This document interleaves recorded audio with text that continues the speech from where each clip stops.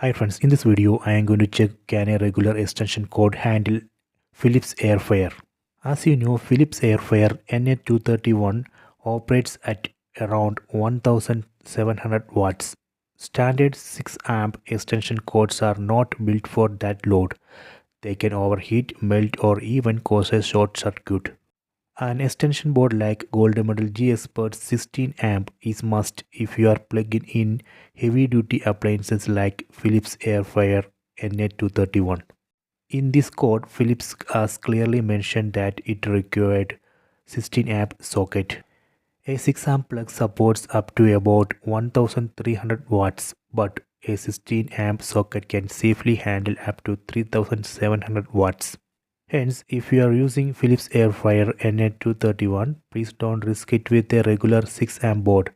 Get a trusted 16 amp extension like Gold Medal G Expert. Gold Medal G Expert has heavy duty wiring, steady 3 socket design and surge protection. I have tested Philips Air Fryer NA231 with Gold Medal G Expert 16 amp extension board. You can also try that.